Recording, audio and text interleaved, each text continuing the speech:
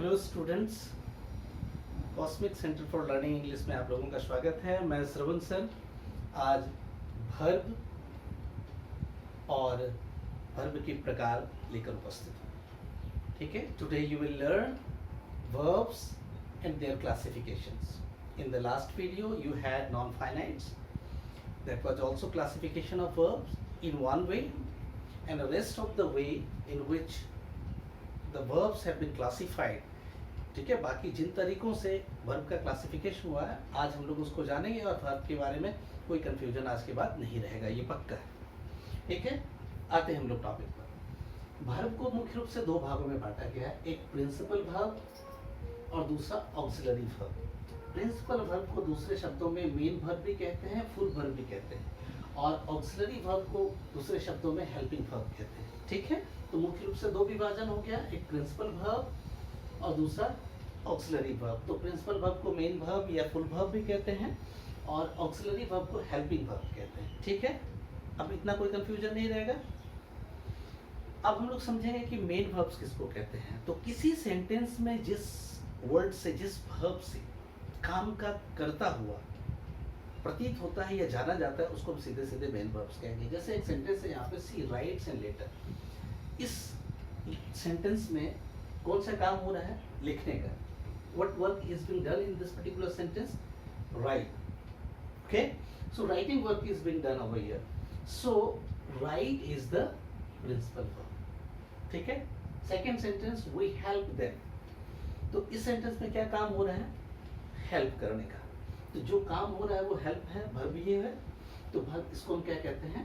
Principal verb. ठीक है, अब हम लोग जानते हैं हेल्पिंग वर्ब किसको कहते हैं। अब जैसे ये एक सेंटेंस है, दे आर प्लेइंग क्रिकेट। तो इस सेंटेंस में काम क्या हो रहा है? प्लेइंग, खेलने का। ठीक है, बात समझ में आ रही है ना? तो प्लेइंग जब लग गया तो ये मेन वर्ब हो गया। अब आर का प्रयोग हमने क्यों किया?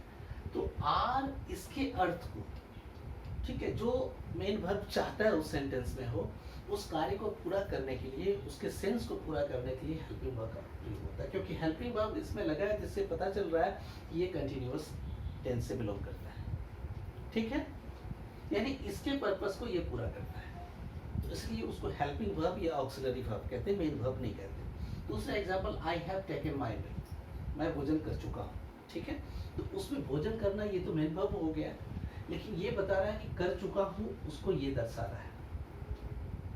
ठीक है, भोजन करना तो टेकन से पता चल रहा है, लेकिन उसके बाद अगर ये नहीं रहता कर चुका हूँ ये पता नहीं चलता, तो इसके सेंस को पूरा करने के लिए हैव का प्रयोग हुआ है। यहाँ तक तो क्लियर? आगे बढ़ता हूँ। अब प्रिंसिपल वर्ब को मुख्य रूप से दो भागों में फिर आगे बांटा गया है। ठीक है, पहला ट्रांजिटिव वर्ब। आप इसका स्नैपशॉट ले लेंगे या फिर आप लिख लेंगे, बहुत शॉर्ट में मैंने लिखा है, और ये कंसेप्ट में इसलिए मैं इस ढंग से लिखता हूँ कोई भी चीज़ कि वो आपके दिमाग में रहे। बहुत सारे एग्जाम्पल, बहुत सारे उसको थोड़ा इलेबोरेटेड ढंग से अगर लिखा जाए फिर वो दिमाग में नहीं रहता, बहुत सारा स्लिप हो जाता है। तो ये एक फॉर्मूले की तरह है। ठीक है, अब प्रिंसिपल को दो भागों में बांटते हैं, पहला है ट्रांजिटिव वर्ब, दूसरा है इंट्रांजिटिव वर्ब। ठीक है, पहले तो दो भागों में वर्ब को बांट लिया, उसके बाद अब मेन वर्ब का में हम आ जाते हैं, उसको अभी भूल जाते हैं थोड़ी देर के लिए, ऑक्सिलरी वर्ब को। तो मेन वर्ब को दो भागों में क्लासिफाई करते हैं उसको, first transitive and second intransitive.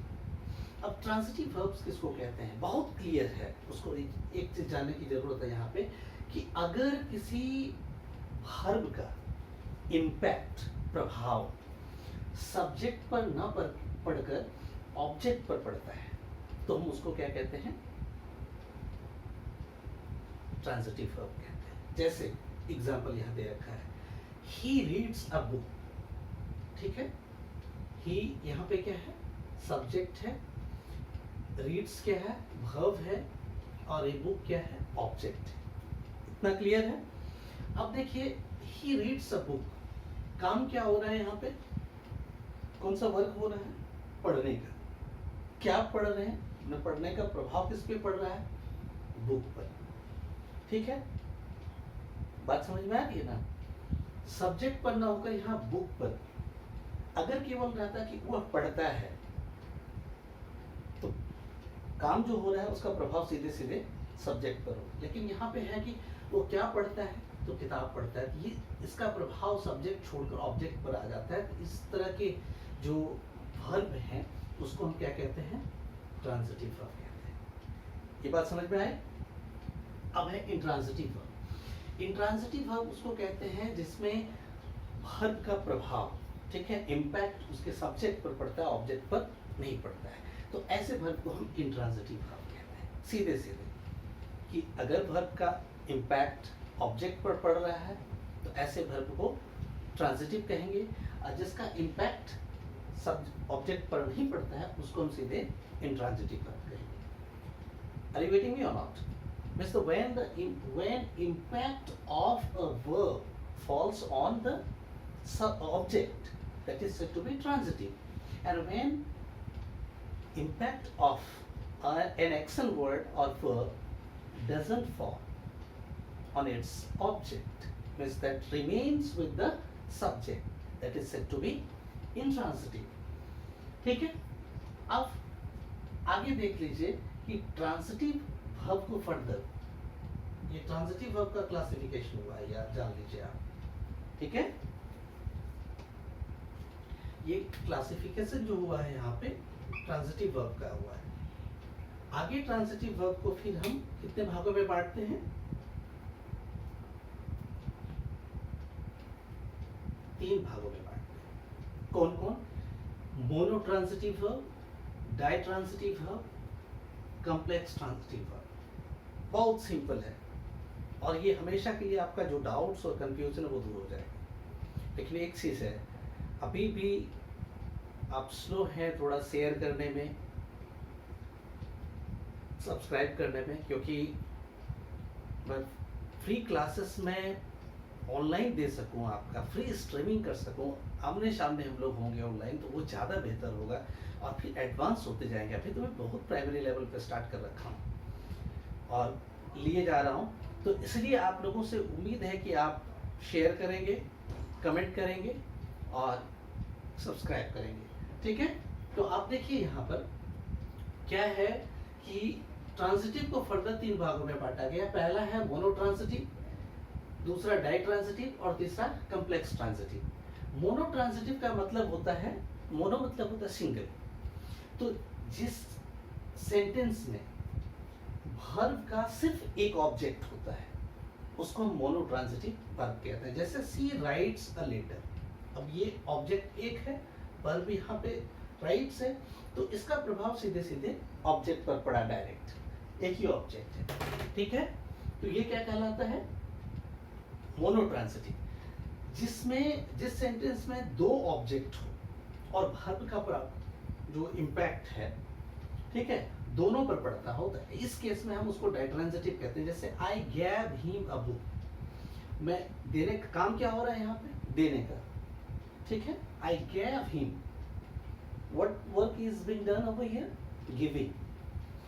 तो क्या दे रहे हैं, बुक दे रहे हैं, फिर किनको दे रहे हैं, उसको दे रहे हैं, ठीक है। तो ये 2 ऑब्जेक्ट हो गए, ऑब्जेक्ट 1 ऑब्जेक्ट 2, ठीक है।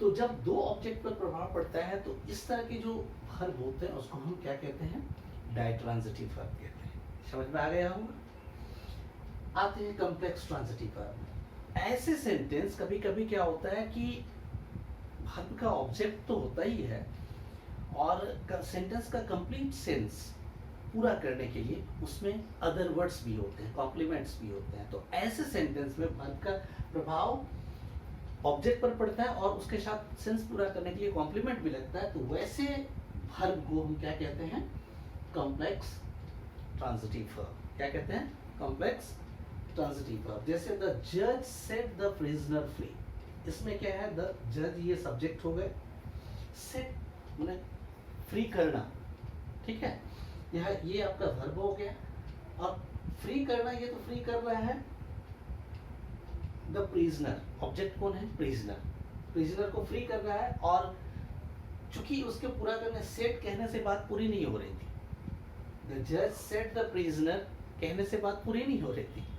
अगर फ्री नहीं लगाते तो उसको फ्री करने की बात समझ में नहीं आता, तो इसलिए जब सेंटेंस के अर्थ को पूरा करने के लिए जो कॉम्प्लीमेंट लगते हैं वो भी रहता है ऑब्जेक्ट के साथ साथ, तो ऐसे वर्ब को इसके साथ ऑब्जेक्ट के साथ कॉम्प्लीमेंट रहे तो वैसे वर्ब को हम क्या कहते हैं, कॉम्प्लेक्स ट्रांजिटिव वर्ब। समझ में आ गया होगा। अब आते हैं हम ऑक्सिलरी वर्ब के क्लासिफिकेशन में। बहुत सिंपल टेंसेस का क्लासिफिकेशन है, इसको 3 भागों में बांटते हैं। द ऑक्सिलरी वर्ब्स और helping verbs can be classified into 3 categories. The first is primary auxiliaries like is, are, am, was, were, has, have, etc. ठीक है, प्राइमरी ऑक्सिलरी में उसको रखेंगे जैसे is, are, am, was, were, has, have, etc. मतलब model को उससे निकाल दीजिए। ठीक है, दूसरा है मॉडल ऑक्सिलरीज जिसमें कैन, कुड, मे, माइट जो मॉडल वर्ब्स है उसको हम लोग, उसका एक स्पेशल वीडियो होगा उसके यूसेस के लिए, एक से ज़्यादा भी हो सकता है, तो एक वीडियो तो कम से कम वो इंट्रोडक्शन मॉडल का जो होगा, ठीक है, उस पर होगा ही निश्चित रूप से। तो मॉडल वर्ब जो हम लोग जानेंगे, तो मॉडल वर्ब को जितने भी मॉडल वर्ब्स हैं उसको अलग से जानेंगे। यहाँ पे हम सीधे सीधे ऑक्सिलरी वर्ब का पार्ट है इतना जान लेते हैं। ठीक है, तो model auxiliary verbs for example can, could, may, might etcetera. और थर्ड बच जाता है मार्जिनल ऑक्सिलरी वर्ब्स, ये भी मॉडल में आता है। ठीक है, तो इसको अलग से क्लासिफिकेशन इसलिए कर रखा है कि ये मार्जिनल है, क्योंकि नीड, डेयर, आप जब मॉडल पढ़ेंगे तो आप जान पाएंगे ये उसी का पार्ट है, लेकिन क्लासिफिकेशन यहाँ से किया गया कि ऑक्सिलरी को जब क्लासिफाई करेंगे तो इस तरह से हम करेंगे। इसको इंक्लूड कर सकते थे मॉडल में, लेकिन ये थोड़ा यूनिक है, मार्जिनल है, इसलिए इसको मार्जिनल ऑक्सिलरी वर्ब्स कहते हैं। समझ में आ गया होगा। मेरे ख्याल से वर्ब और उसके प्रकार समझने में किसी तरह की समस्या नहीं रहेगी। अगर इसके बाद भी होगा तो आप कमेंट बॉक्स में डालेंगे, मैं उस पर प्रॉब्लम देखूंगा। अगर बड़ा है तो वीडियो डालूंगा या फिर नेक्स्ट वीडियो में उसका एक्सप्लेनेशन में कर दूंगा। ओके, आप स्नैपशॉट ले लो, इसका स्क्रीनशॉट ले लो, या फिर आप लिख लिए होगे तो बहुत अच्छी बात है। ठीक है, ओके, गुड बाय।